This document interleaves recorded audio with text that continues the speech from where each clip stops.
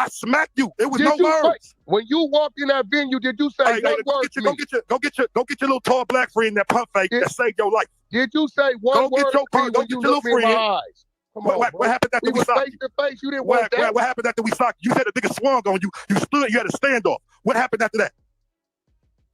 Bro, didn't nobody swing on me down there. Bro, you on 6-0 grip. You said a nigga swung on you. It came out your mouth. What you talking about, bro?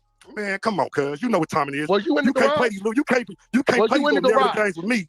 Was you in the garage? You can't play these narrative You the games same with me, nigga bro. I looked at you dead in your eyes when you walked in. Bro, you got smacked, bro. Ask this nigga You when got you walked in smacked, the bro. venue. Hey, bro, you didn't want this. Bro, you got put that on power. My nigga. Put that on power. You didn't get smacked. Out your mouth, bro. Put that on power. You didn't get smacked. Out your mouth. I don't give a fuck about none of that. Put that on power. Hold on, y'all. Hold on. There's a moderator. Hold up, brother. Man, bro, I nigga ain't with this clown shit. Tell that nigga. Man, keep telling you to put it on Pyro, bro. Hey, bro. Put that on power. We just smack you, nigga. Bro. Hey, bro, that nigga's an enemy. Hey, that nigga's an enemy. He can't. Hey, bro. He can't move me to put nothing on my set, bro. It don't work like that. Shut up, I scream it when I want to scream. My enemy ain't gonna make me scream shit. Stop running, nigga.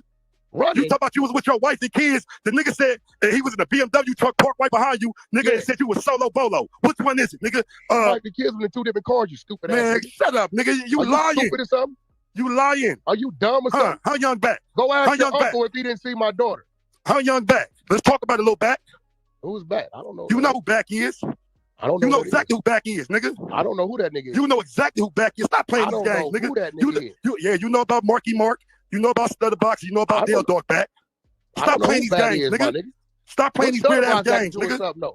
Yeah, stop playing these games, nigga. Hold on, what's Stutterbox got to do with something? This is the Presidential Suite. This is episode. Power rule. But answer that, so the Stutterbox just that's gonna be another story we gonna talk about later. What's Stutterbox got to do with something?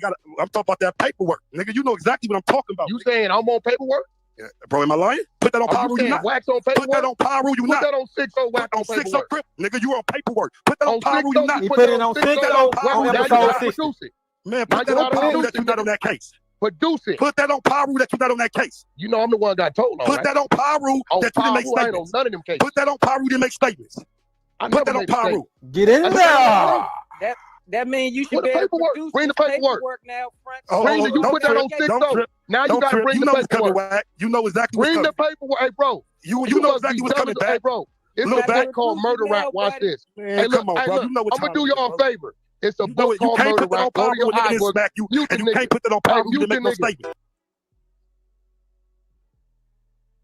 Good talk. Everybody he messed with. They tied Cuz to that hot one, that little young nigga out there in Vegas. That was a miss. You know, bullet wounds, pronounced dead at the scene, body left in the desert. And brands itself as a group that gives underprivileged kids options beyond gang violence. And now he's accused of taking money meant for that group. In with that South LA man who the feds say used taxpayer money and donations to. Eugene Henley, also known in the streets as Big U, who was widely known as a legendary figure in hip-hop, a leader of the Rolling 60 Crips, and a self-proclaimed man behind a lot of Nipsey Hussle's rise, is now the target of a massive federal takedown, with authorities painting a chilling picture, accusing him of murder, kidnapping, racketeering, extortion, and fraud. Search is on for the man they say has been heading up the local Crips gang for decades, Eugene Henley Jr. Investigators say he's been painting himself as an entertainment executive who's been giving back to the community with various charities. But they say in reality, he's a violent criminal, the leader of the Crips with a long list of crimes on his resume. For years, Big U portrayed himself as a reformed OG who formerly participated in violent crimes with notorious neighborhood Rolling 60 Crips. But following his release from prison, he matured and started running nonprofits, charity events around the city, and mentorship programs to keep young youth away from the gang life. With a lot of people believing Big U was going back to LA, a city he had taken so much from due to his violent past. But behind closed doors, it's alleged that Big U was a fucking demon.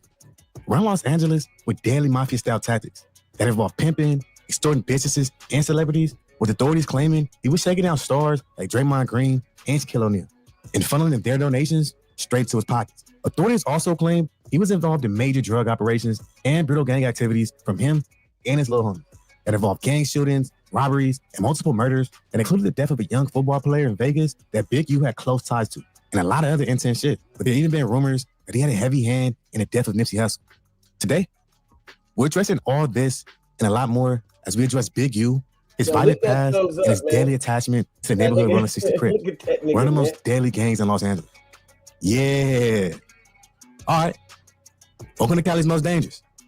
Let's get into it. Chapter 1. Rayshawn Williams' murder and investigation that followed. In order to explain exactly what's playing out now, it's essential that we go back at least 4 years, particularly to January of 2021. That month, Rayshawn Williams, a young aspiring rapper and former football player who grew up with Big U, was best friends with Big U's son, and was coached by him as a youth, was flown to Vegas from California in order to record some songs for his record label, Unique Music, a label owned by Big U. Initially, Williams was scheduled to travel to Las Vegas to record music at a Grammy Award-winning music producer studio. He was supposed to spend a week at the recording studio and record a song a day, but never recorded due to some internal issues that allegedly involved problems with the agreed-upon rate. So instead of recording the requested songs, Williams recorded a diss song about Big U. And in the diss song, Williams referred to Big U as, quote, bro that makes the money. But Williams also rapping that he himself might get shot in the face for thinking shit was funny. Lastly mentioning a 38 revolver with no trace. In addition to the diss song though, the situation gets a lot tricky because it's alleged that without the authorization of Big U, Williams directed the robbery of an unlicensed LA dispensary that had stopped making extortion payments. And on top of all that, he still refused to show up to the studio session. And when Williams didn't show up to the session on January 23rd, it's alleged that Big U took that as disrespect, causing Big U and his right-hand man to travel to Las Vegas to confront him about the song and the lack of effort in the studio.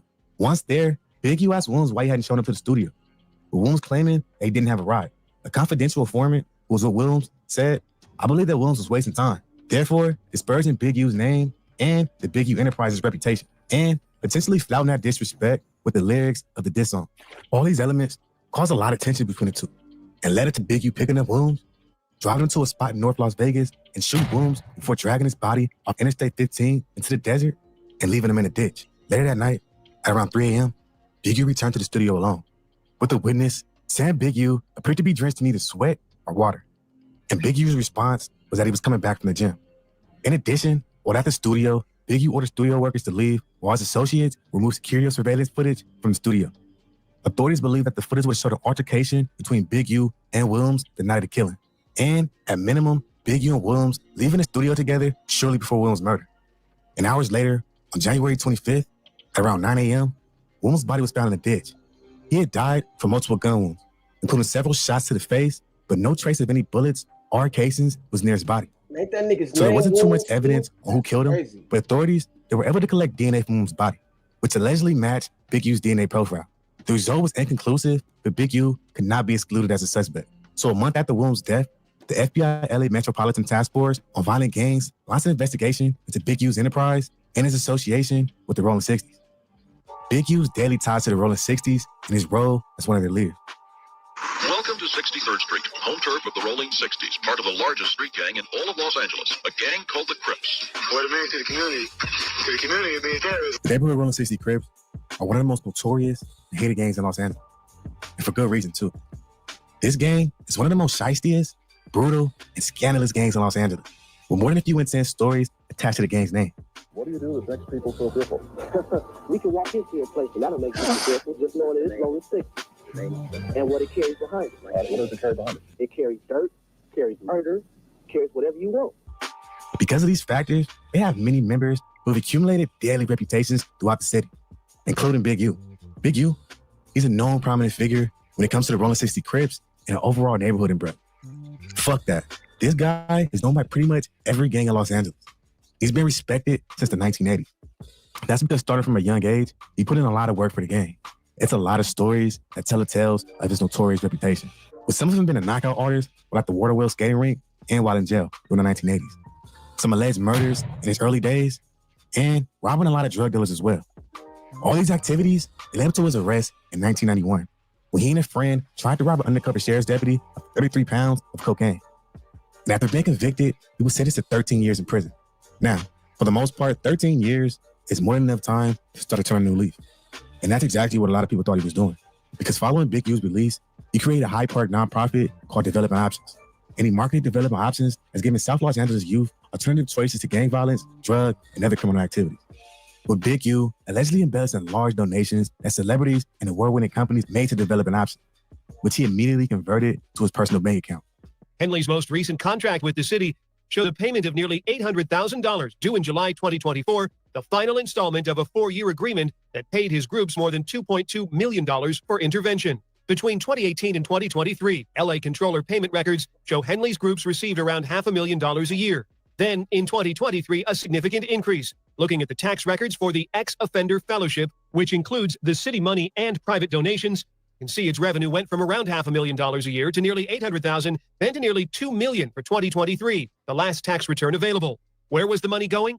The tax returns show while Eugene Henley Jr. was paid $95,000 as president and director, nearly all the money collected went to compensate unnamed top staff members, including corporate officers, directors, and trustees. Henley diverted much of that money to his personal bank accounts, and the feds say he allegedly pocketed tens of thousands of dollars in donations intended for the groups, including a $20,000 contribution from an NBA All-Star.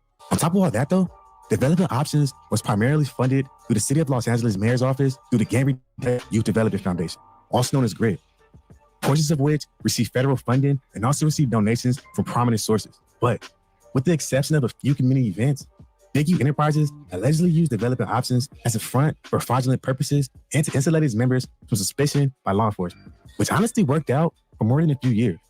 But everything came crashing down due to how Big U really was moving. What Big U really was up to?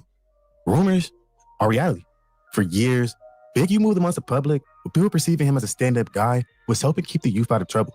But in reality, it's alleged and confirmed through a couple sources that Big U, he was a daily gang member who moved like a mob boss. Some of the first people who started to speak against Big U included Whack 100 and Loose Cannon, who had a couple words alleging that he had a heavier hand in Nipsey Hussle's death that they commented on a No Jumper interview. Whole conversation, you and Big U, about him telling you Nipsey is dead, and you calling Nipsey and he's still alive, then 30 minutes later he's dead. But what you said was that he told you that he had already been killed. Yeah, that's what he said. But why? So this is the thing that people have such a hard time believing, the idea that Big U would have been told about that and would not have intervened in some way or wanted to have been involved, given that we are literally talking about like basically the most high profile people from there. Of course, the 600, also known as Christopher Lovejoy, who's been a legend that he was going to get caught up for a while now. Your whole crew is rats, bro. Big, you called the pen, bro, and he got rats. His whole crew is rats on paperwork, on main line to this day. It's Nipsey Hussle's brother, Black Sam, who also alleged that Big U was a menace. And from my understanding, no boy walked up, no shirt on first, to check the scene because he knows what's going on in that parking lot. And had a conversation, probably seen nobody was in the doorways. Checked Hustle had on shorts. Checked everybody else. Left. They say came back with a red shirt on, tiptoed through the alley, and then went right and started shooting. So to me, that's premeditated. And some other notable people, including the victim who was killed in Vegas, William's family. And they was doing the investigation, and they wanted to take their DNA. He wouldn't give them his DNA, so they had to serve him the search warrant to get his DNA. Okay, so who got bad work? Now, some people think that the family talking about this case might have been what sent the feds knocking at Big U's door, but that's far from the case. The feds, they had Big U and his affiliates under their scope since the early 2010s, many years before William's murder. His death was just the icing on the cake. Operation Drawdown. Big U on the run from the feds? But the search is on for the man they say has been heading up the local Crips gang for decades, Eugene Henley Jr. Investigators say he's been painting himself as an entertainment executive who's been giving back to the community with various charities. But they say in reality, he's a violent criminal, the leader of the Crips with a long list of crimes on his resume. On March 19th of 2025, the FBI and other federal officials, including the IRS, announced Operation Drawdown, the result of an investigation that spanned several years. The investigation, which included wiretaps and reportings, uncovered a crime network that the Rolling 60 Crips supposedly orchestrated. An enterprise engaged in murder, extortion, robbery, human trafficking, COVID fraud, and other felonies. Mr. Henley and several other individuals linked to him and his criminal enterprise were charged in a criminal complaint with federal racketeering conspiracy.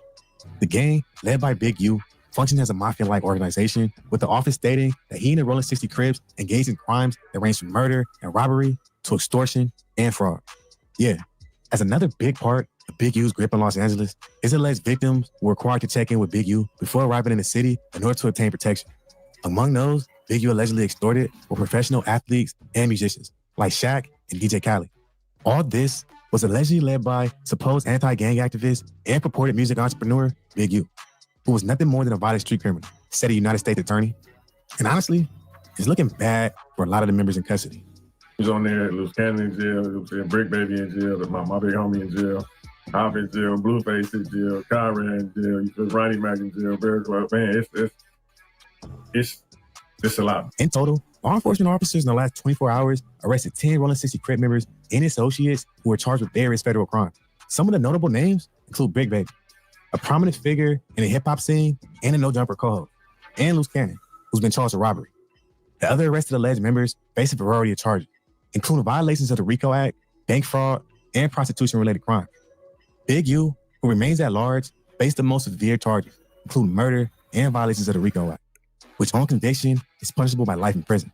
Like I already mentioned, initially the public perceived his organization as a wholesome group that wanted the best for the community. But Big U allegedly duped the county of Los Angeles by running a terrible organization that promoted anti-gang solutions while continuing criminal activity that was directly contrary to his charity. According to an affidavit filed from 2010 to present, Big U's criminal group, identified in court documents as Big U Enterprise, operated as a mafia-like organization that utilizes stature and long-standing association with the Rolling 60 Crip and other street gangs to intimidate businesses and individuals in Los Angeles. While Big U Enterprises at times partner with the Rolling 60s and other criminal elements, the Big U Enterprise is a distinct, independent criminal enterprise engaged in criminal activity. And Big U was allegedly doing it all. One example of his activities, including him allegedly submitting a fraudulent application for COVID-19 pandemic relief loan, in which he claimed that Unique Music operated at a $200,000 profit in 2019, despite operating at a $5,000 loss that year, which would have disqualified it from loan eligibility. The feds say he also had a heavy hand in drug operations throughout Los Angeles that included drugs like meth and cocaine. With the affidavit saying not only did the enterprise expand its power through violence, fear, and intimidation, but also used social media platforms, documentaries, podcasts, interviews, and Big U's reputation and status as an OG to create fame for and stoke fear of Big U Enterprise, its members, and its associates. Nipsey Hussle and Lil Shitty. I was the last person to think Big U had anything to do with Nipsey Hussle's death. We assumed Lil Shitty was a crash dummy who took out Nipsey on some hate shit. But after all this is coming to light, it definitely makes you double back on what played out when Nipsey died and shit. Even before that, it's like, damn, Lil Shitty was definitely a crash out, but who was he crashing out for?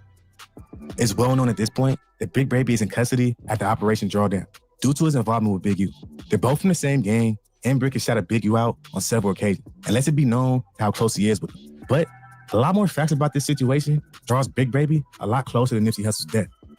First off, Big Baby's gang name was Shitty, and Eric Holder, the killer of Nipsey Hussle, who was also known as Lil Shitty, was Brick's Lil Homie. With that being said, it's alleged that Rolling 60 Crib member called Loose Cannon a couple minutes before Nipsey Hussle's death and told him Nipsey Hussle had got killed. But obviously, there's no way to confirm any of this, so it's just all rumors at this point. But with Brick Baby and Loose Cannon in custody, because of their ties to Big U, this situation is definitely looked at from a different light now. I'm not saying there's any connection between the three when it comes to Nip's murder, but it's definitely something that's ringing bells now this operation is going down. What do you think, though? Did Big U order Lil Shitty to carry out a hit on Nipsey for financial gains, or is it just rumor? Y'all let me know in the comments. Let's have a conversation about it. Is Big U cooked? Okay, so let's be clear that Big U is innocent of all these crimes until proven guilty in a trial. But if I'm being frank, I think this thing might be cooked, y'all. We all know at this point that the feds have an over 90% conviction rate. So if they coming for you, they most likely have some hard evidence against you. And from what we can see, they have a lot of shit on them. A big one is DNA being from evidence that may tie Big U to the murder of Williams. The family alleged that the police informed them that Big U's DNA was found under the nails of Williams, meaning that he fought for his life. And with Big U coming back to the studio, sweaty at 3 a.m., it would make sense. When it comes to the PPP loan situation, maybe he can say his identity was stolen or all the information was for it. But when it comes to the drugs, unfortunately, in the RICO case, even if the drugs wasn't in his possession, he could still be convicted for those and a lot of other charges if he and members of his enterprise were found guilty. With him being on the run, I'm sure Big U was getting his ordeals in order, like getting a good lawyer and getting a good storyline. But this is going to be a hell of a case to fight. I personally can't say anything bad about Big U because I don't know.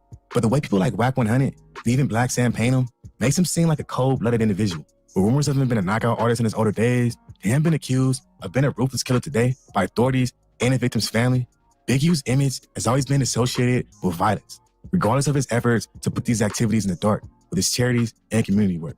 A U.S. attorney says, Big U has maintained the image of an entertainment industry entrepreneur running a music label and of somebody who gives back to the community here in Los Angeles.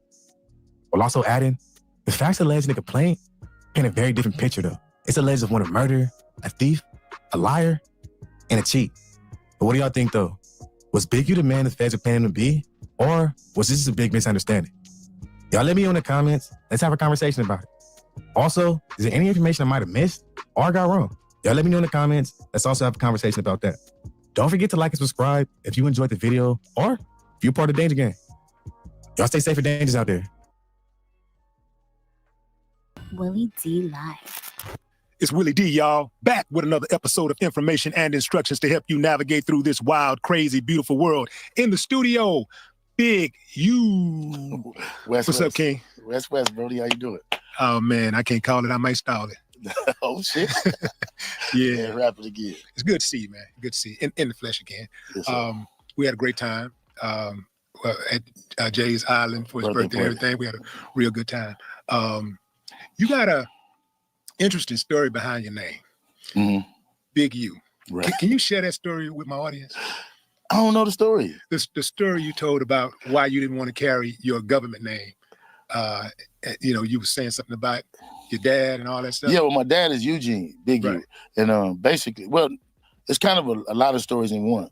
I didn't want to take the name after the Italians because a lot at the time that we was picking gang names, one of those was everybody taking Italian names, Capone this, Capone that, associating with that. Right. And my pops, when I of course know my pops being, he was a street dude in Chicago, coming from Mississippi to Chicago. Right. And he was Big U. He was Eugene, and I kind of just took that because Big U is nothing but Big Eugene. Right.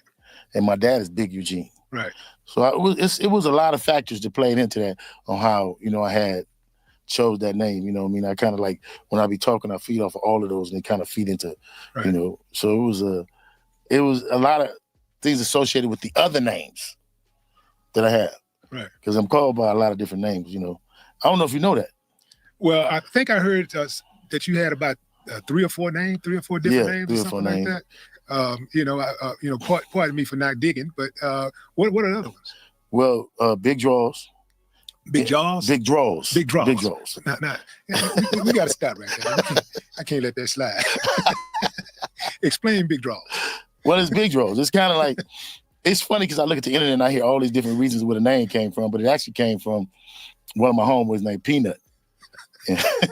And we was bagging on each other. Okay. And I told him at that time, I said, this is how it actually came. We was at 59th Street School. We was bagging.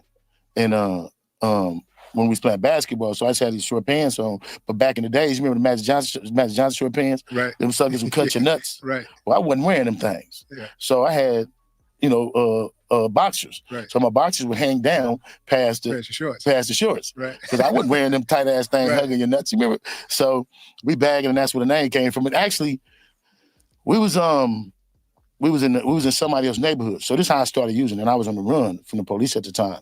This had to be like 88, 89. And that's not true. Nobody care about all that. Click like. So it looks like Brick Baby may have been lying about his case. Before we get to an exclusive breakdown by Burbank TV, let's check this clip out. I'll drop a link to the full video in the description. All right, so the United States District Court of Central District of California. These are defendants right here. There's 7 of them. I think there was like 19 arrests altogether. You got to figure there's probably going to be some talking, and there's going to be some on their own separate indictments, like Brick Baby. You notice Big U is the first name up here, and if we go down a couple names, you got Tremaine, Ashley Wayne. No wonder why he always be trying to act so tough. He got a complex. All right, but yeah, so this is the Rolling 60s indictment, right? And there's a couple of key pages we want to look at here. Let's see, what did I have? We have how Henley and Big U Enterprises respond to failures to check in. This really stood out to me right here, you guys. We're gonna go over this real quick.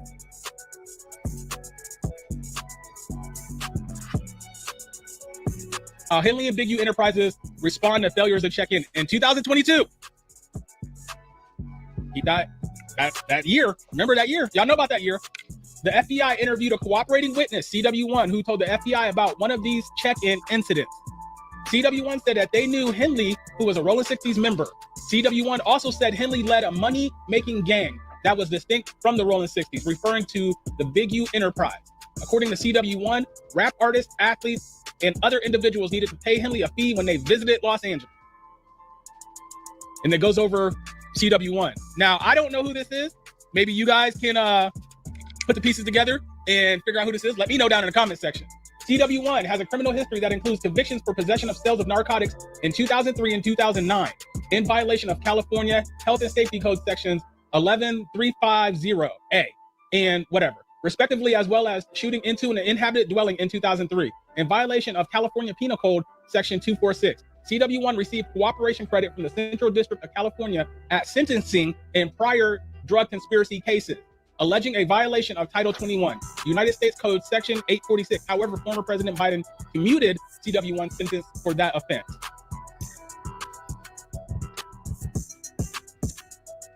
CW1 then recounted that a large buy-in dice game occurred in Los Angeles in June 2019. The game involved the professional boxer AB, which is primarily Adrian Bronner, right? Associates and several prominent NBA members. According to CW1, AB and his associates fixed the game and cheated the NBA players out of millions of dollars using teased dice. And, you know, why are millionaires shooting dice in the streets still? Huh? That doesn't make sense to me whatsoever. Y'all know people getting killed at dice games. Come on. So basically, this goes on to say, following the game, the NBA players wanted their money back, so they went to Big U who turned around and sent a whole bunch of Rolling 60s to press Adrian Bronner. Now, this part right here goes a little bit into in loose cannon. Williams later admitted to this robbery and aftermath on podcast. On the No Jumper podcast, after stating that Williams was Henley's right-hand man, Williams explained so basically, he'll manipulate things. We'll go and do something. And then the same niggas we do it to show, damn, they dropped the N-bomb in the paperwork. And go and do something. And then the same niggas we do it to show up to the house like 10 minutes later as we trying to count everything. And we like, but Williams then said that Henley would state, well, we just going to give it like 40K back. Okay. So they're basically saying Loose Cannon snitched on himself and Big U multiple times on No Jumper and Clubhouse. And it also goes in to say that there was a couple of robberies committed by Brick Baby and his crew, and they paid up to Big U. They have wiretaps stating this. They have the two talking on wiretaps together, Brick Baby and Big U, about it. Then they have Big U talking to somebody else about it. Yo, United States District Court of Central District of California, October 2024 grand jury. So remember all that time where he was saying that he had a DA reject? And that's why we didn't hear about this case. Now, I tried to tell him, I tried to say, Brick Baby did not have a DA reject, and the feds were coming for him because him being a felon, having an AK, which it turns out he had more than that, is a federal offense. And that's why the local cops let him go, because the feds were coming for him. Didn't listen. Did not listen. Did not listen. Felon in possession of firearms and ammunition. This is Brick Baby's indictment. I was right about it. I told you, I don't like being right about it because it turns out that I actually kind of like Brick Baby. So let's get into it.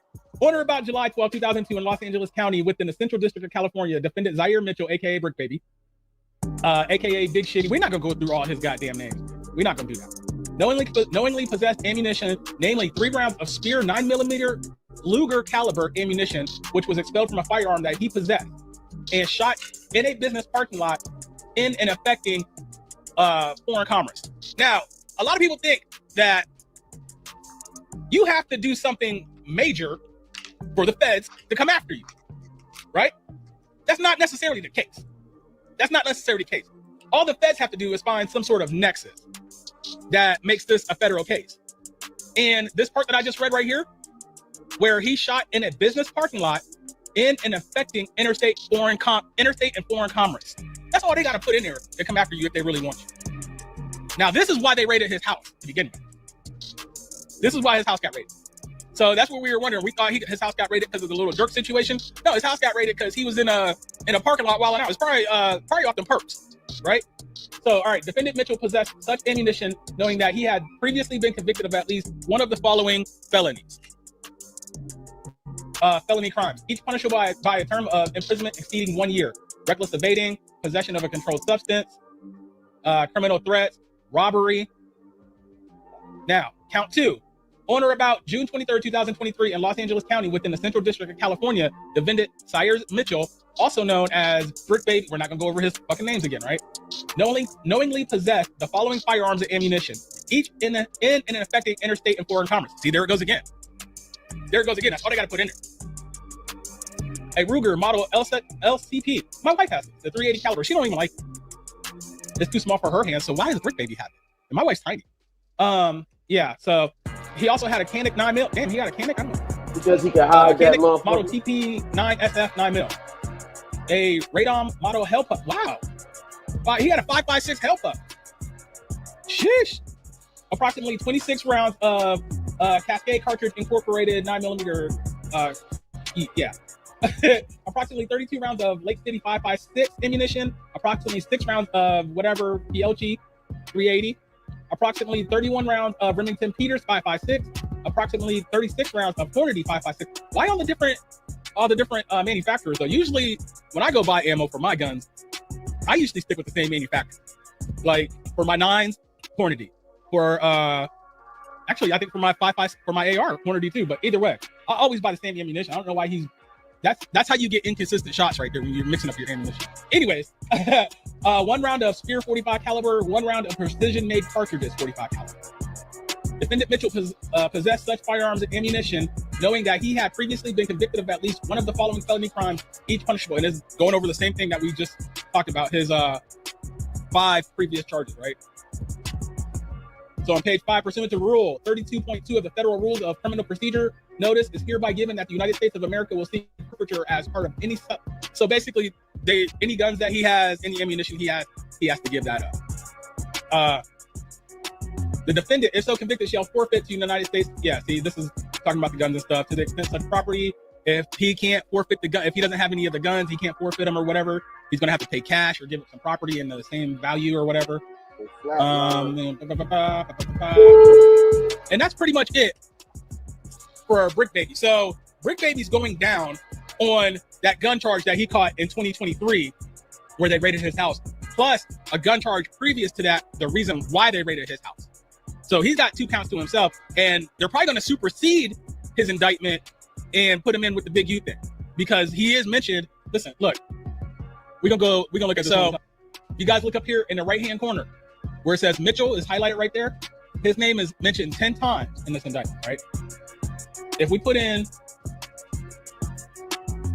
Loose Cannon 36 times in this indictment, and then we have Big U, who's mentioned a whopping 668 times in this indictment. Get in the comments. Before we sign off, pay attention to the last clip of Brick Baby on No Jumper. The amount of information he freely offered was wild. Perhaps he was trying to cover bases with the lies. And I think Brick, Lush, and Adam would agree. If Black 100 would have banned content on Loose Cannon, that would have been viral. It was viral. But what type of, this is what I'm saying. Content, like, that's a great area when you speaking. Like, run content in what form? Because, like, running content, like, I look, hold on, let me finish. Because when I see what you did, from what I'm hearing, it's like you hosted a room and everybody gave their opinion. No, he don't host room. Well, however it go, you was in the room and was stating their opinion. I'm blame him. And Luke, I told you this. Now let me ask y'all. Anything going on with Loose Cannon, and they can't get to Loose Cannon. They get to you. What about Loose Cannon? Who the fuck they coming at with it? But exactly, but Wack. So instead of you, but you still ran. Oh yeah, that's another thing. When you heard the Spanish people talking, right? You was like, are they in Mexico? And that's what people ran with. You get what I'm saying? Yeah, like, you don't even understand how strong. The video. Look, first of all, they're playing some. I'm making sure they playing the right. I got 1,000 clips in that fucking back chat they got, right? I hear Spanish. All I hear is Spanish. So I'm making sure, I'm like, what the fuck y'all playing? I hear a bunch of Spanish. I said it 3-4 times. Hola. I was serious as a mother. I'm making sure they playing the right shit. Hey, well, I got a question before we do that. Lush, you white, right? Yeah. How you in the Mexican game? Okay,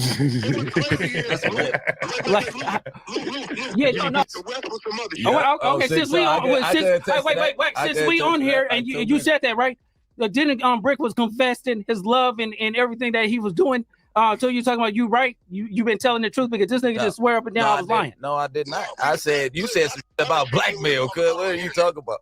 Yeah, that ain't got nothing. That don't got nothing to do with the internet. But I said that I entertained that conversation because that was talking. Hold on. Let me. This is me talking for you. I don't want to, because you on the phone, and then you say your piece. But I said that the only reason I entertained the phone call for so long because you was talking about some that I've never told nobody, and the shit. Yeah, you get what I'm saying? And the shit that registered, like, damn, somebody talking to that.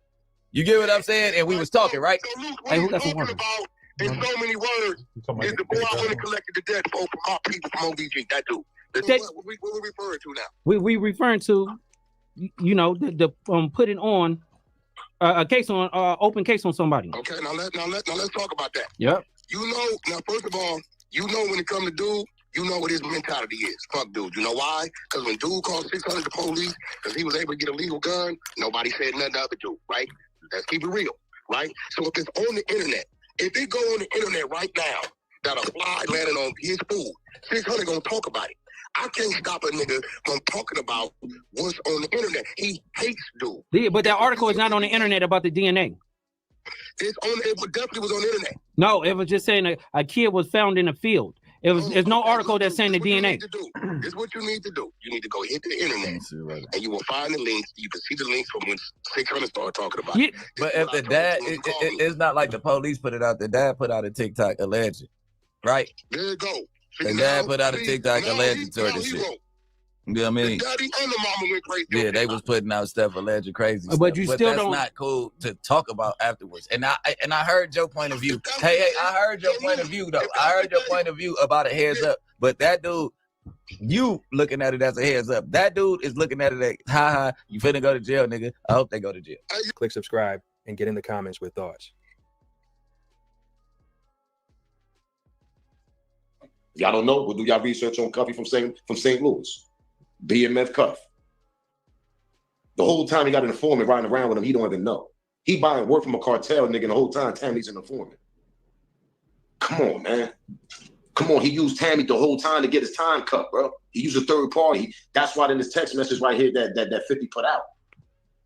When it says that this is when we discuss. Big U changed his life. He was no longer a Crip. He learned from his mistakes, and now he was a community activist. He came back to South Central and started helping his hood. He even became a music executive, even helping Nipsey hustle with his career. So Big U was never going back to that life. He was trying to help young kids never to get into that life, right?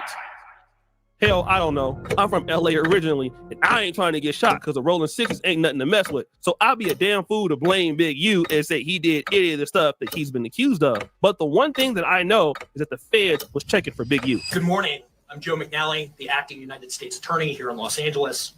Today, we're here to announce federal criminal charges against Eugene Henley Jr., a career criminal known as Big U, who used his contacts and leadership role in the Crips criminal street gang, the entertainment industry, and a youth charity to further his own criminal enterprise, an enterprise that engaged in murder, extortion, robbery, human trafficking, COVID fraud, and other felonies.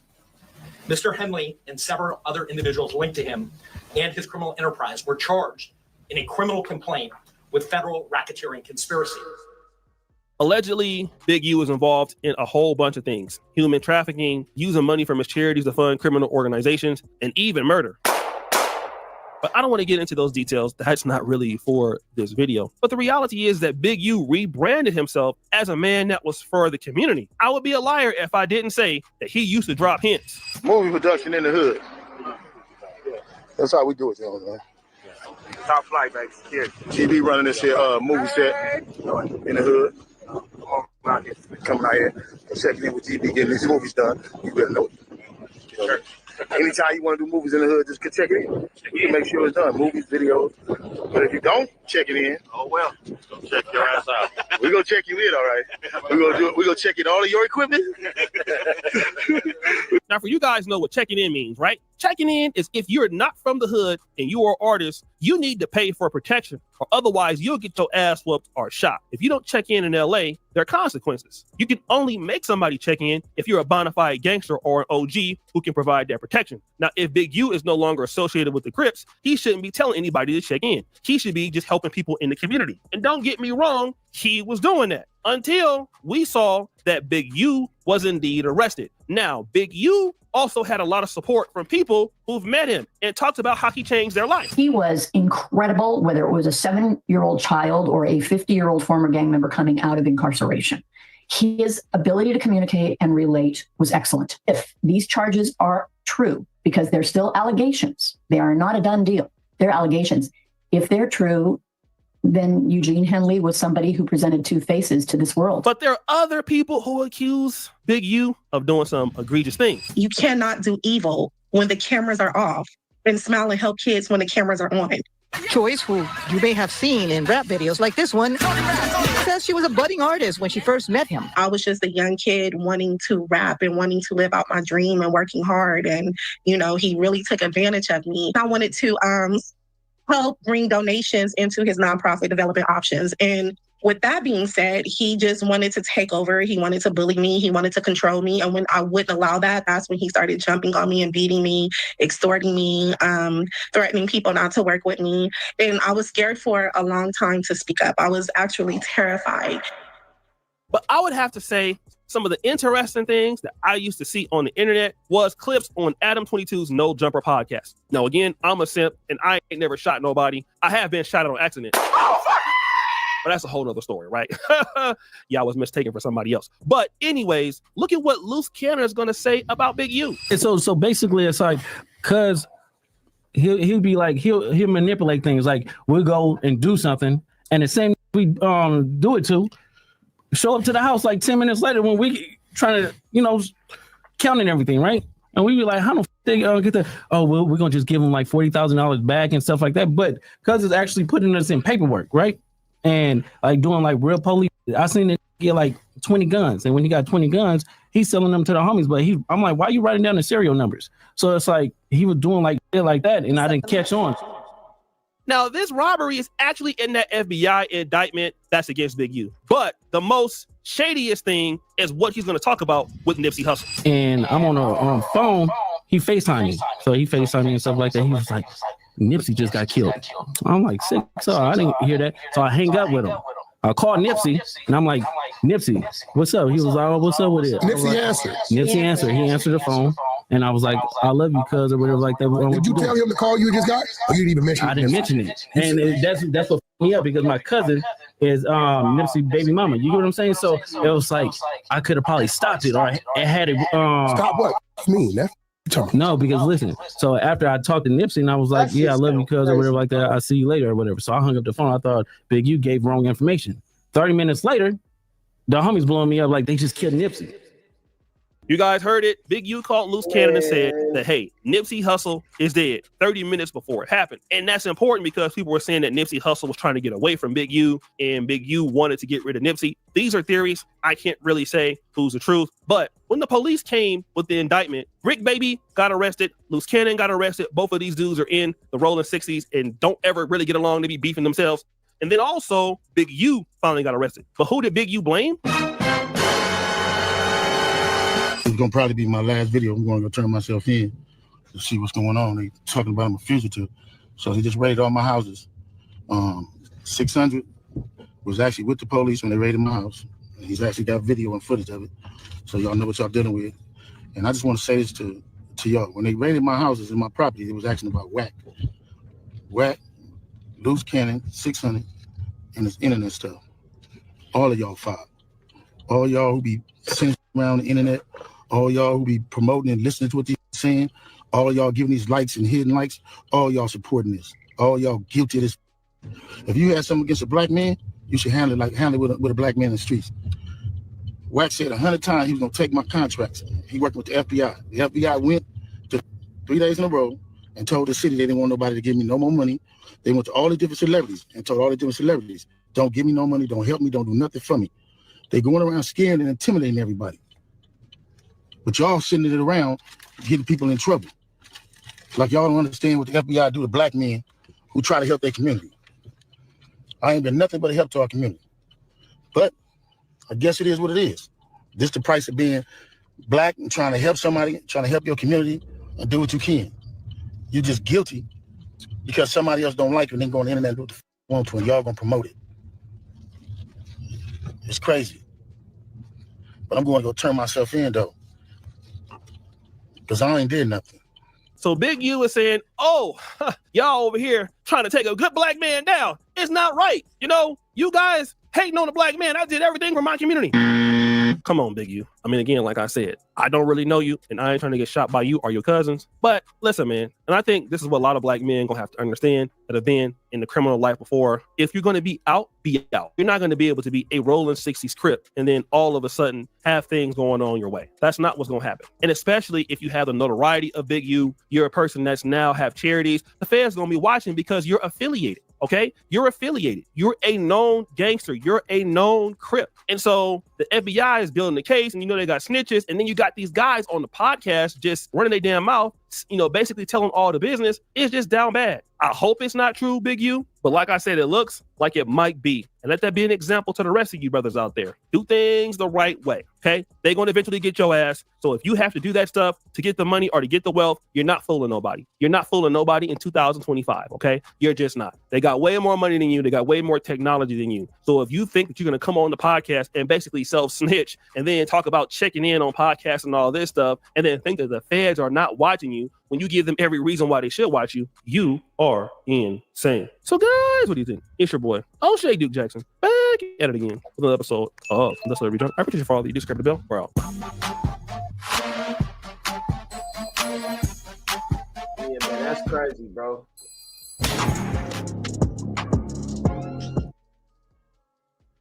That's some crazy work right there, bro. Turn now to one community in Ohio, which is now the center of a growing national debate about civil rights, hate speech, and the Second Amendment.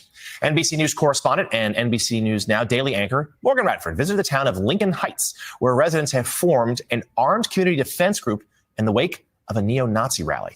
Morgan joins us now. You were there just on Tuesday. What did the residents tell you about what's going on? Yeah, I was there just this week. John, it was fascinating because what's interesting is that this town was founded during the Great Migration back in the 1920s as a refuge for Black citizens, which is why it was especially painful when neo-Nazis suddenly appeared in this 3,000-person majority Black town. But they decided to fight back, taking up arms and patrolling their own streets. Now they're at the center of a much larger debate about protection and free speech and who gets it. These aren't police officers or soldiers. They're business owners, their fathers, their sons, daughters. These are civilians, members of the Lincoln Heights Safety and Watch Program. It's the duty. Okay, let's go. The duty, protecting their neighborhood, the majority Black village of Lincoln Heights, Ohio. After neo-Nazis held a rally here last month, carrying rifles, waving swastikas, and hurling racial slurs, just moments before children were let out of school. At the time, law enforcement officials said the neo-Nazis did not break any laws, but an investigation by county prosecutors is ongoing. Weeks later, the KKK came with these flyers. First African-American community above the Mason-Dixon line of staff. Safety and Watch Group spokesperson Durrance Daniels says the police did not do enough, which was more chilling because the town was founded in the 1920s as a safe haven for Black residents. Lincoln Heights is our home. If somebody broke into your home, you call the police, and the police says, you know, if they do it again, we haven't broken any law, so we're just going to allow them to break into your home again. What would you do? Are you worried at all that having a potentially armed response could just create more friction, create more danger? I'll answer that by saying I've never felt safer as a Black man in my community than I have right now. The mayor of Evendale, which oversees the police force that responded that day, said in a statement to NBC News, "Our emphasis on de-escalation and public safety resulted in the incident's resolution without injuries to any of the persons involved." But residents here say they can't afford to wait. Every day, the Safety and Watch Group escorts children to school and patrols the streets. Why do you all wear masks? Those Nazis, we have reports of them finding our backgrounds, so we're not hiding ourselves from the residents, but we're protecting our family from what we're doing out here. While many locals do support the security group, some, like business owner Eric Ruffin, say they wish the group wasn't needed. We don't want to become what we hate. You know, we don't want to become a group of people that walk around feeling like we have a reason in America to have to protect ourselves. And this community, stand up, is not backing down. We contacted the mayor of Evendale's office, and they say that prosecutors are looking at body camera footage of the neo-Nazi rally to see if any criminal charges could be filed. But meantime, the Hamilton County Sheriff is also calling on state lawmakers to pass legislation making it a crime to wear a mask with the purpose of intimidation while open carrying, guys. So, Morgan, let me ask you, one of the people you interviewed there, a young man, said he's never felt safer in his community than he does now. So this could have an impact nationwide, things like this. I mean, there is a contagion factor in safety. People always seek it. What did the mayor or anybody that you spoke to think about the contagion factor? Durrance, I don't want to speak for him, but after my conversation with him, I feel like I could confidently say he would say the contagion factor has already happened. Because when I asked, is this a reaction to a local moment or a national movement? And he said, look at January 6th. He said, you already have people felt emboldened to come here locally because of what they saw nationally. If you can hang from the building of the hallowed halls of the Capitol and then be pardoned, not be prosecuted, why don't you think you can come to a small village of African Americans, only 3,000 people? Morgan, does the group have any real authority? But as long as they stay within the confines of the law, they should be okay. It's a great question. You know, I asked that basically, are you stopping cars when they come in because you think someone looks suspicious? Is that, profiling in its own sort of way? And they said, no. We are patently aware of what our rights are and what our limitations are. They said, we're not officers. What we do is we are trying to cooperate with the police department. So if we see suspicious activity, because remember the KKK came back with flyers just after this rally. So they're saying this is more of a defensive posture to deter people from entering our community and showing them by virtue of our masks, by virtue of our guns, that you can't come here and we're not going to take this punch lying down. All right. Important story. Fascinating. NBC News correspondent and NBC News Now daily anchor, Morgan Radford. Morgan, thank you. Good to see you.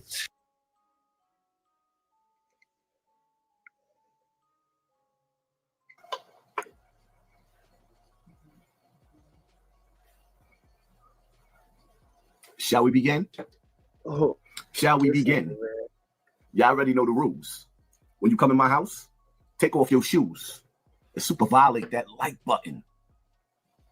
Now, as we know, there's a whole lot going on these podcasts with these gang members on these YouTube streets.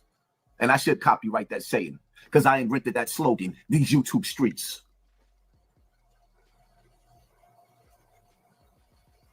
I just saw a video where a certain somebody said that they think that I'm a cooperator, that I'm a witness in this whole indictment. I just want to clarify. If the feds hit me up, I'm going to sit with the feds. I'm going to have a conversation with them. Want to know why? Because I don't... Like, number one, what the hell do I know about Big U? I barely spent time around Big U. I interviewed him. That's about it. As far as Brick Baby, we've had conversations, but would I be able to be privy to any of the crazy stuff that they might eventually accuse him of? No, not at all. Brick Baby never told me about nothing of any significance in terms of any kind of street. You know, he's told me about stuff, but not like anything that really would move the needle. I wouldn't be able to say that I witnessed anything really illegal of any interest, even if I did have the feds breathing down my neck. Loose cannon. I've seen on video. So I just want to throw that out there that, you know, me telling. I have not had a conversation with a fed, a cop, about any gang Crips. I never had a cop say that to me ever in my whole life. So I just want to make that perfectly clear. You can count on Big 22. I'm solid. Free the Crips. Now, Adam 22, here's the problem. I believe you. I know it wasn't you. It's clear as day who it was. You get a call from Big U telling you Nipsey just got killed. Yeah. You panic, call Nip. Nip answer the phone. Yeah, and you like I'm talking on regular, so it's like at the end of the day, I didn't even think about it because you don't even warn him that you got that call from dude. No, because their relationship was so fucked up. It'd be like they be hot one minute, then they be cold the next minute, and then they be lukewarm. Like you and just 30 minutes after you get out the phone with Nip, he get killed. Yeah, I got it. So you think he hit you a little too early? Yep, he hit me a little bit too early because the homie Shitty double back 3 times. You hear what I'm saying? And first he shot him, boom, go into the alley, came back and shot him, boom. It wasn't good enough, and then he came back and he shot him again. But now it's like how did he know? Yeah, no, but that's it's deep. So it's like I don't know who to trust. Now let me ask you a question. I heard this. I don't know how true it is. I heard that Shitty and Nipsey had a fight. Yeah, they had a fight like a week before that. When they had a fight, you know, Shitty ain't known for fighting. Yeah, no, not at all. He known for doing the other things. So at the end of the day, it's like Nipsey beat him up. Nipsey is what's like 6'4", 6'5". Shitty is like 5'5", 5'6". You know what I'm saying? Like frails. Like he get hot. So it was already some friction. Yeah, it was already friction. See the problem, Adam 22, is that you guilty by association. You are the company that you keep on your platform. This is your platform. WAC 100 just turned into the district attorney and baited Loose Cannon into an interrogation room and got him to indirectly cooperate, which is leading to the feds kicking in everybody's door, kicking the door, waving the fofo. All you hear is feds, don't hit me, don't mo. This nigga WAC 100 outsmarted Loose Cannon and used him. His words will be the testimony in the minutes. The crazy part about it is, Loose Cannon is my dude. But when this testimony that happened on your platform come across the minutes, when Loose gets to the feds, he might have a serious problem because that's what they consider snitching. And WAC 100 played the nigga out of position. This is why when everybody be sitting up there bugging like, yo, you violated. Why did you record WAC 100? Because he tried to do the same thing to me. And then he got nerve enough to get on social media telling everybody, yeah, you see how I had my back position? You see how he had his back position in this interview? Like the whole time he got his hand in his pocket. Remember those words when he said about me? I had my back against the wall and my hand in my pocket. Look how he playing. Look how he's playing. Loose Cannon. Back against the wall, interrogated him. He outsmarted him. He couldn't do that to me. He outsmarted him. And he led the old homie led the young homie to the penitentiary. Facts. I don't want no smoke with you, WAC. I don't want to kick it with you. I don't want to skate with you. My nigga, I'm scared to death of you. I see how you playing. Everybody else can act like they don't see what you just did, but I see it. I don't want no smoke, my nigga. I don't want no smoke. And other niggas are starting to see it too. Big U. The extortion era is over. Or possibly. At least from the rolling 60 size for now. Boy, oh boy, oh boy. Brick Baby gone. Loose Cannon gone. They looking for Big U. Isn't it strange y'all that Whack 100 is quiet right now? How many of y'all are like me thinking Whack fucking snitched on these niggas and sent these dudes to jail? Any of y'all? Me? I definitely think so. Nah, Whack let them snitch on themselves. We'll find out soon. Whack is too quiet. Light them Shoot, up. no joke. I'll be back. Yo, y'all don't find it funny that Whack 100 is all in the middle of a federal investigation, a federal sting? He's all in the middle. He's even in conversation with the deceased mother and family. And then on top of that, being in the mix with them, on the phone with them, this nigga's so deep cover. He's reaching out to the family, to the deceased. And then when they give him information, he backstabs and portrays them too on the internet.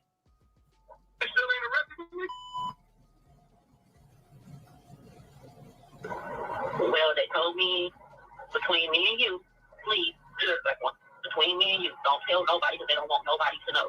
They're going to be making an arrest the end of March, the beginning of April.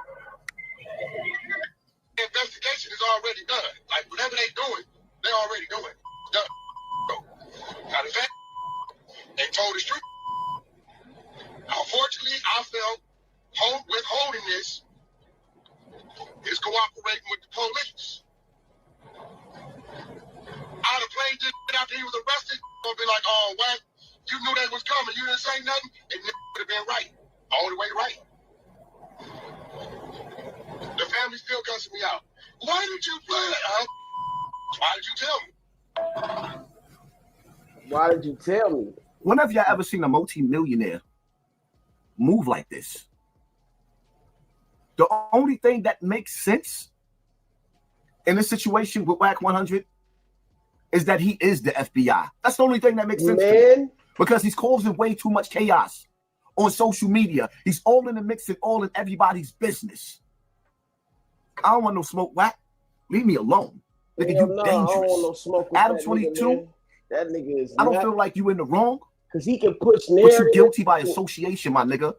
I think you need to pay attention to your circle before they hurt you.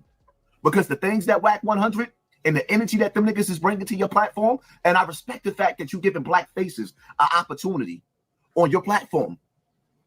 But look how it's ended. This is just part one.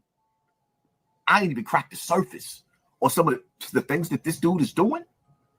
Y'all hit the like button, hit the share button, hit the subscribe button, and pay attention to your circle before they hurt you.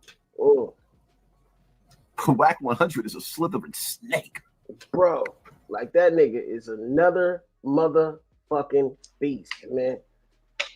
Yeah, we back in the building. We back in the building. So y'all already know what to do. Smash that like button, subscribe to the channel if you haven't, because I don't know what you're waiting on, to be honest. Keep that notification bell on so you know when I'm dropping my video, because I'm dropping another one tonight. And share this video. Y'all already know. We got to talk about this Casanova and 50 Cent. And if y'all don't know what's going on, Casanova actually called $1 million worth of game. And you know Casanova actually got caught with a RICO. That's the reason why he in the feds and all that. Y'all know what's going on. Casanova 2 times is a rapper that's coming out of New York, coming out of Brooklyn. Free cash. But he actually spoke about how 50 warned him about the situations he was involved in. And one thing 50 always say, he never talks about gang all in his music. Oh, we're going to talk about this, and we're going to react to all this, because a lot of rappers should actually take heed of what Casanova actually is about to say. Because he drops some gems, he drops some knowledge to these young boys that want to scream gang all in their videos. Oh. Nah, y'all shouldn't be doing that. Let's talk about this. Smash that like button, subscribe to the channel. Let's get the show started. Yo. If they know, they know. It's your boy Smoke News TV. We back here with another video.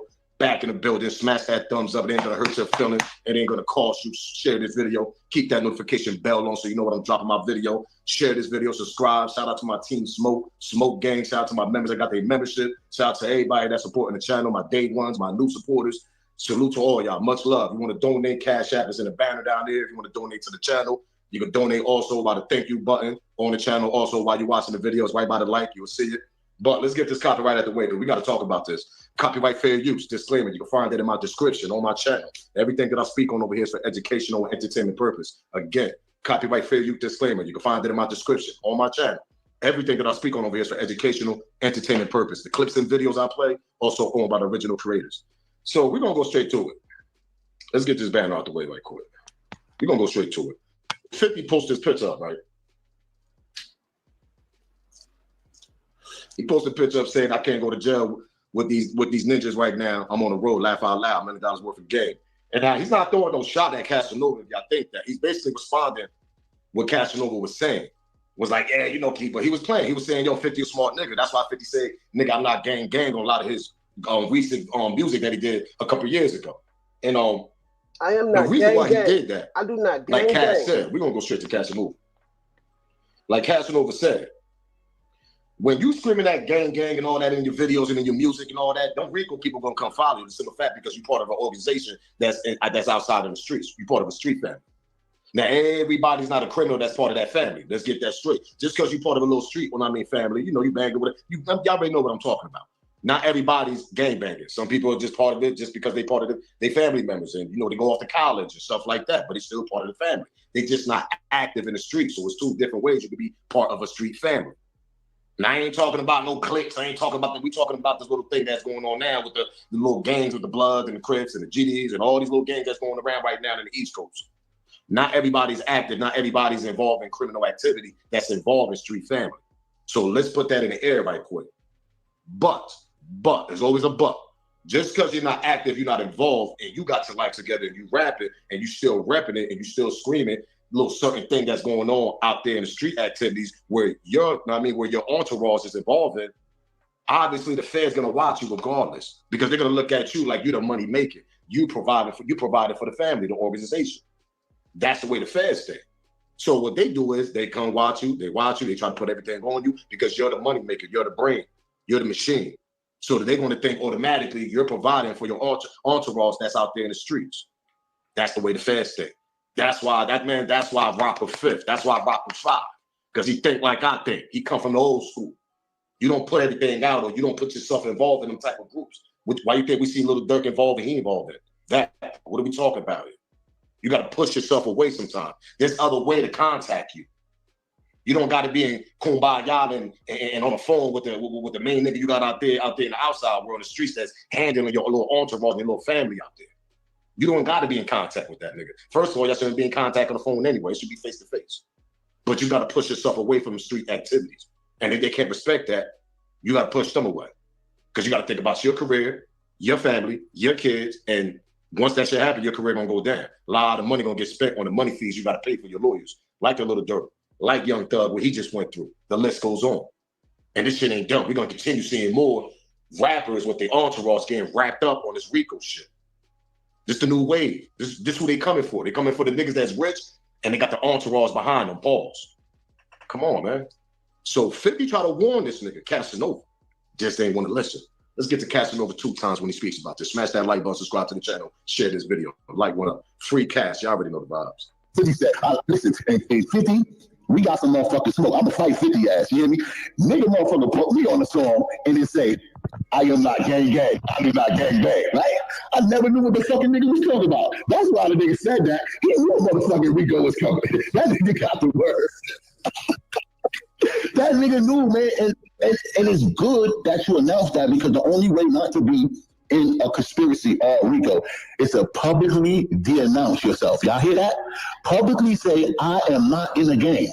G-Unit is not going to be considered a gang. Anybody around him, he's not going to be a part of it. We don't know that. But the law says in order to not be a part of something, you have to publicly announce that you're not a part of it. We don't know that shit. Like 50 said. You don't know that shit. That's the problem. A lot of us be out here and we don't be knowing the law. So I want y'all to hear that for the youngins that's upcoming rappers, for the youngins out there. There's public on the records, on the law. When you said you're not part of a gang, that's why 50 used to say that shit on certain songs. That's why he said that shit on the Casanova song. Casanova laughing about it now because he didn't understand why 50 said that on that verse.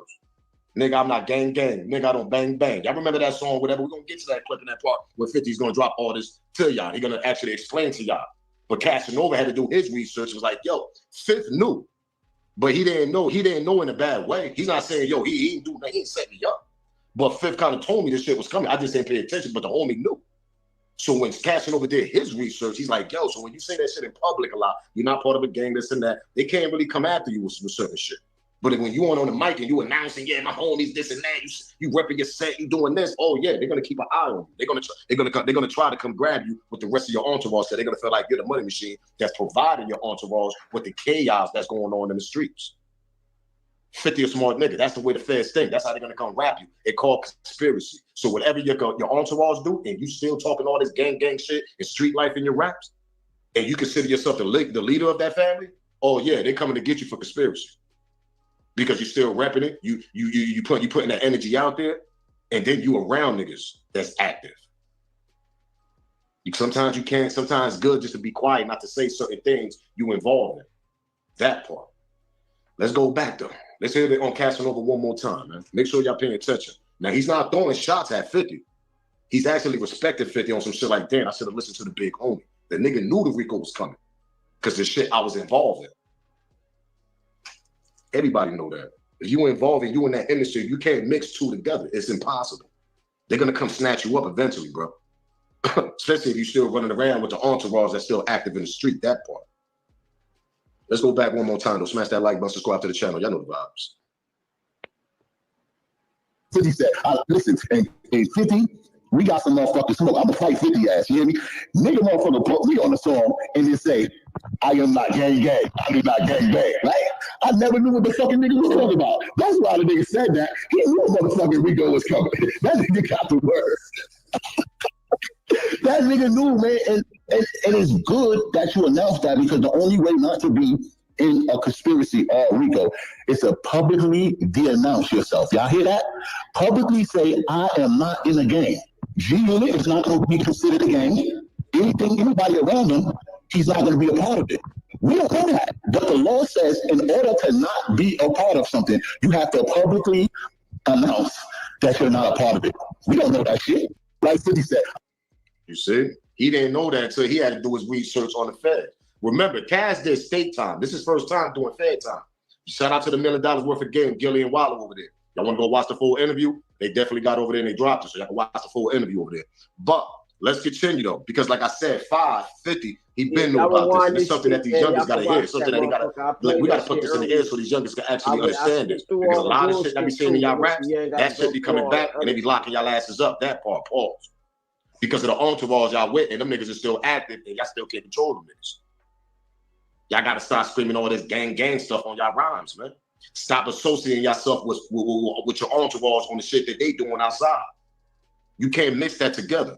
That's what Lil Durk got just caught up in. What we talking about here? He's talking about everything that OTF was doing, spinning the block, this and that. OTF jamming niggas and this and that. And now look what we got here.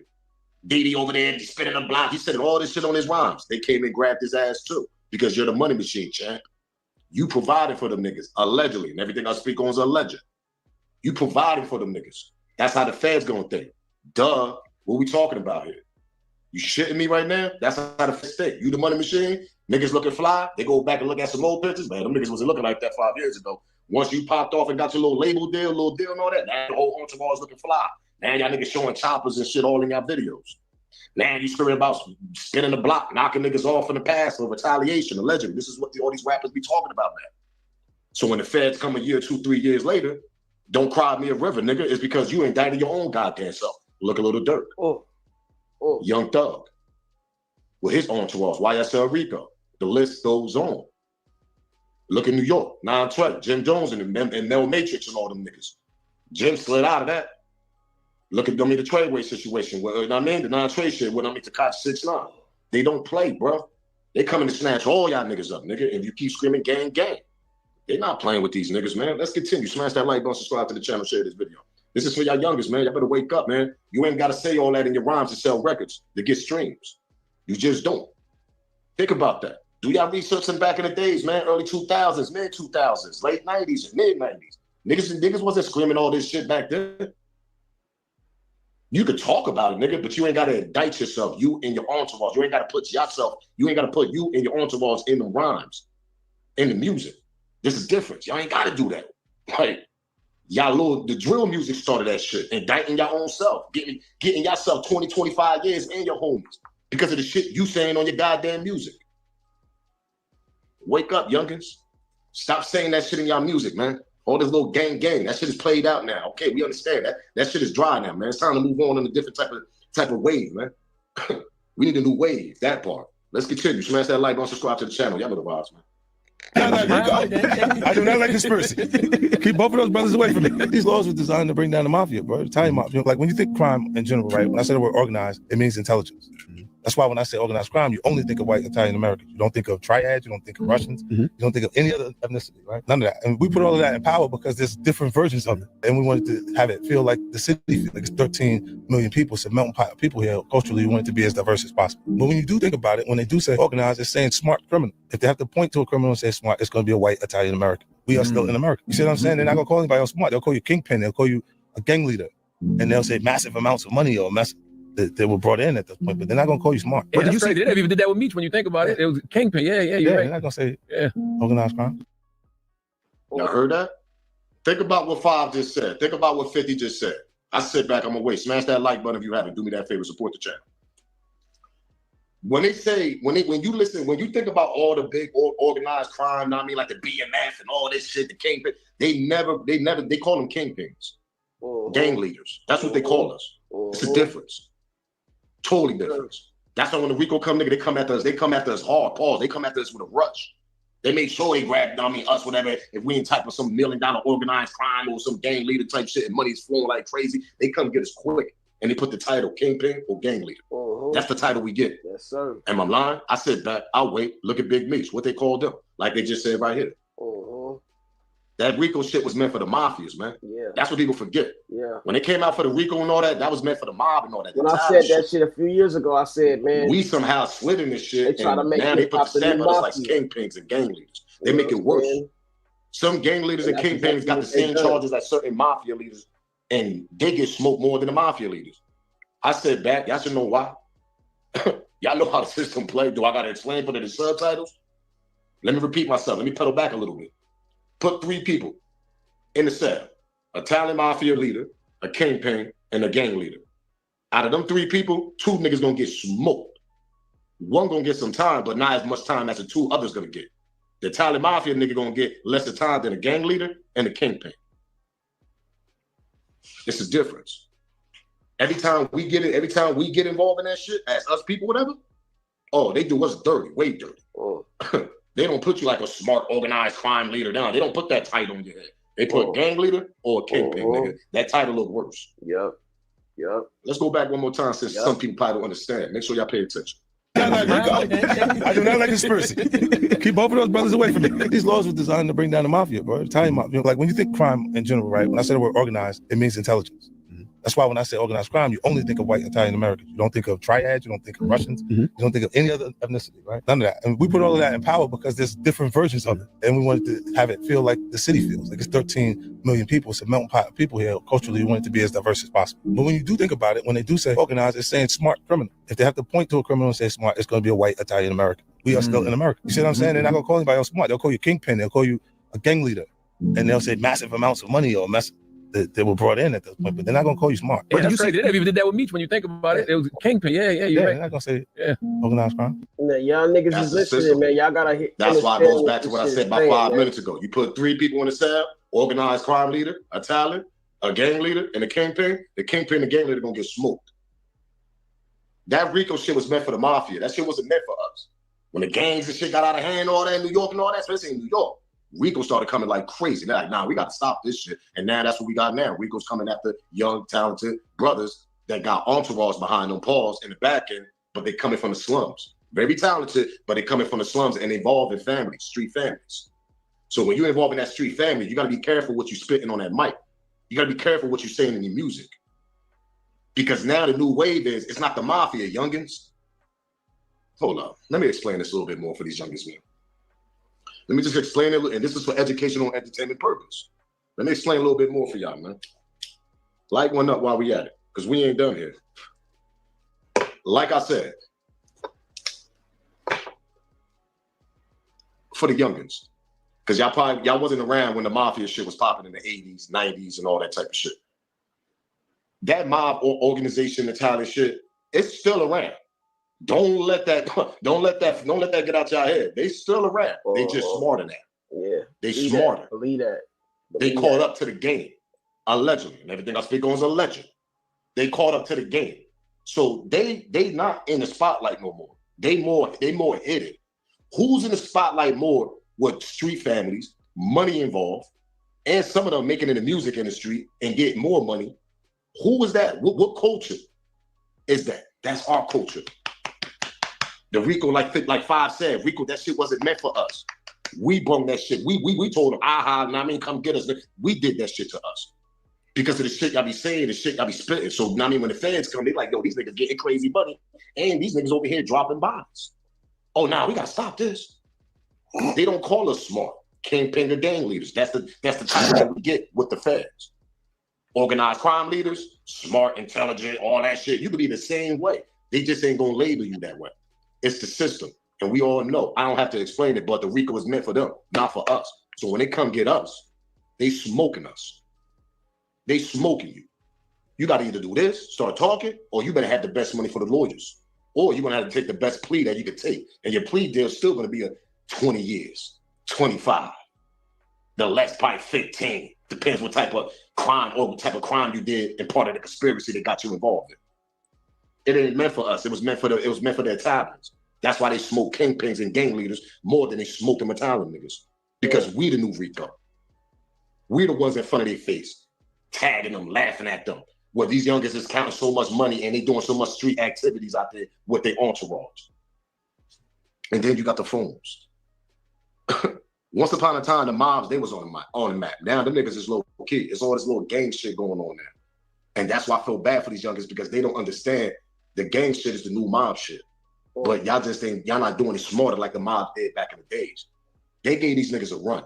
Y'all not getting these feds a run. The feds, y'all making it easy for these niggas, bro.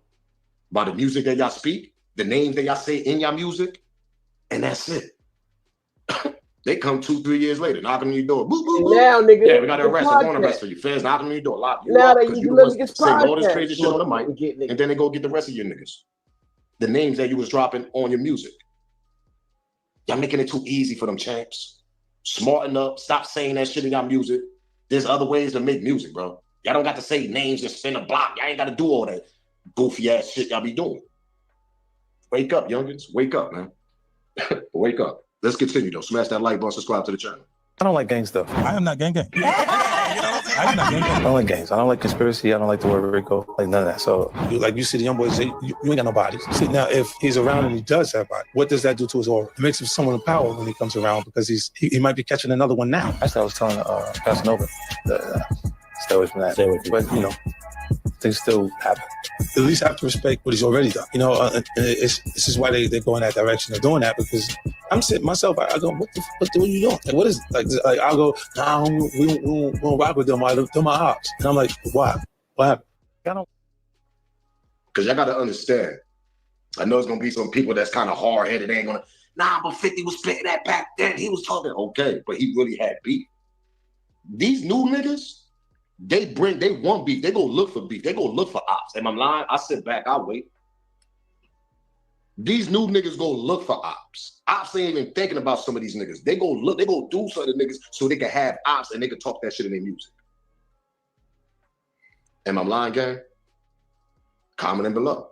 Some of these kids go look for ops. They go cause problems so they can have ops, especially the ones that's rapping, because they feel like they ain't got nothing to rap about. That's crazy to me. There's a lot to rap about. Life, the way you live. I don't care if you live in the suburbs, nigga.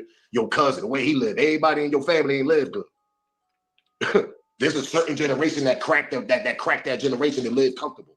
But before that person cracked that, your family was struggling in the hood. Talk about that. You ain't always lived comfortable. Your mom ain't always lived. Talk about her struggles. There's always things to rap about, man. And you can twist it and put it in different type of ways. You can talk about your wild ass cousin that's been spinning the block for years. Just because you ain't do it, nigga, your cousin did it though, nigga.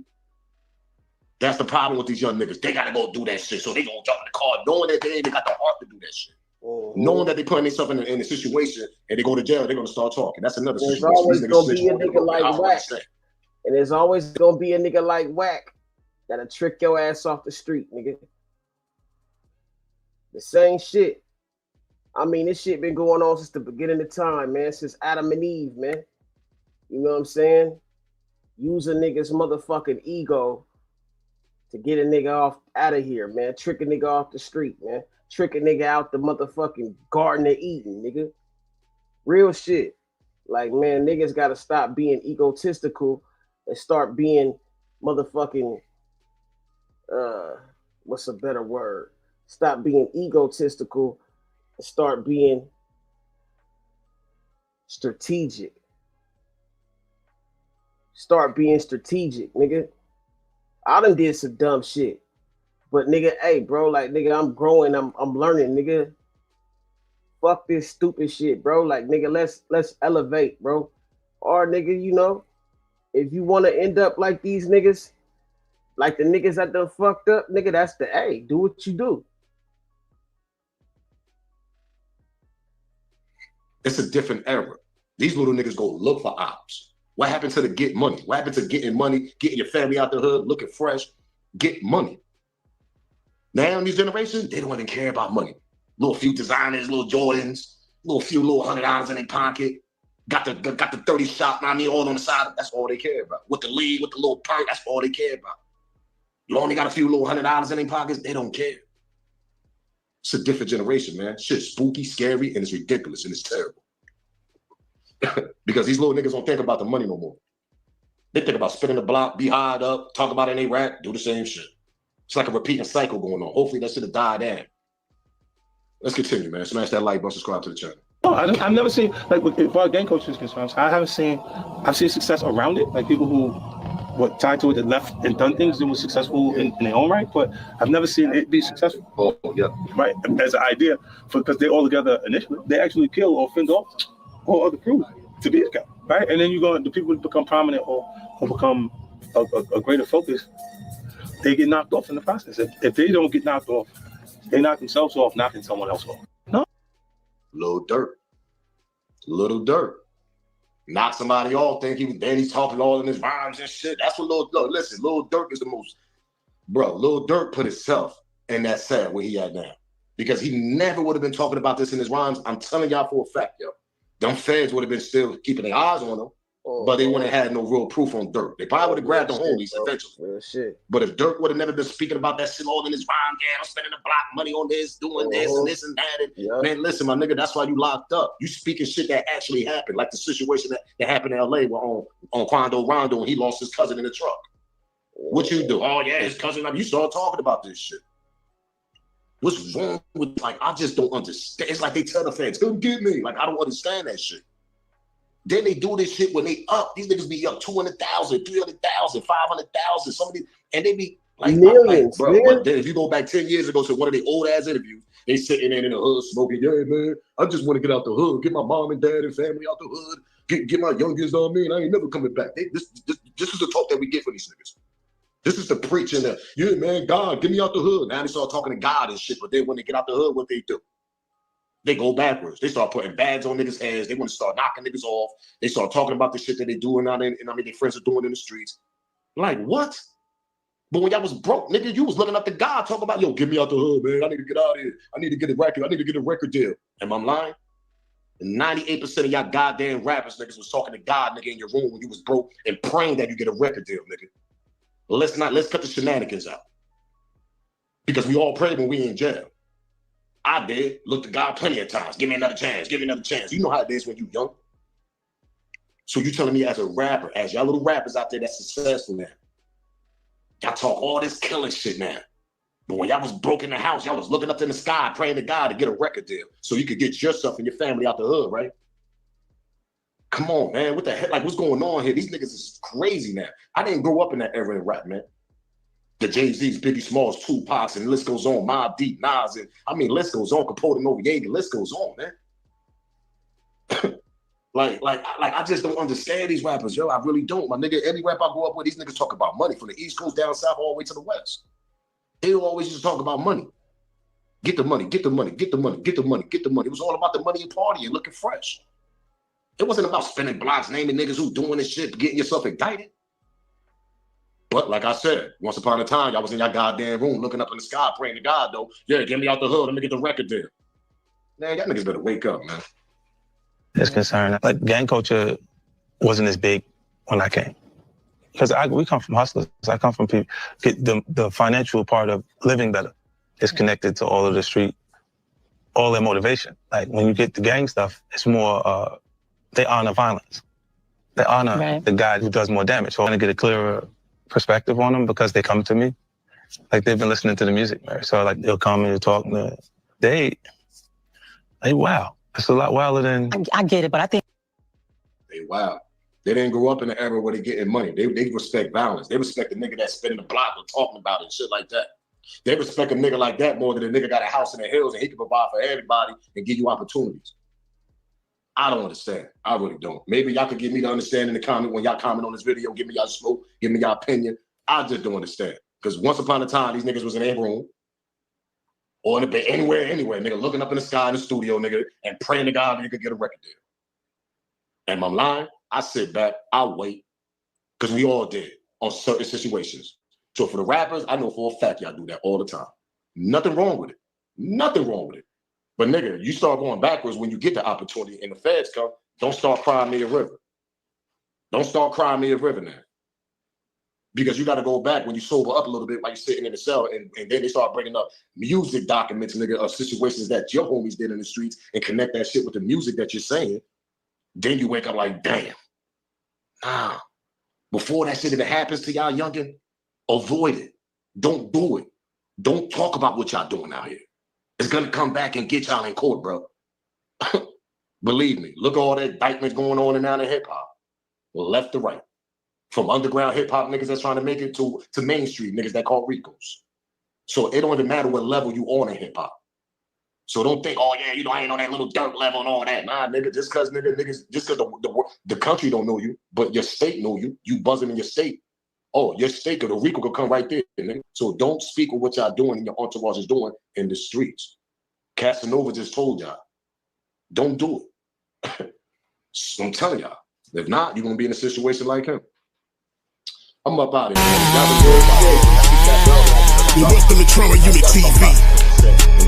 You are now rocking with the messages with Tammy actually talking. It's some text messages that drop. I want to go check out his platform. I think he still got it up.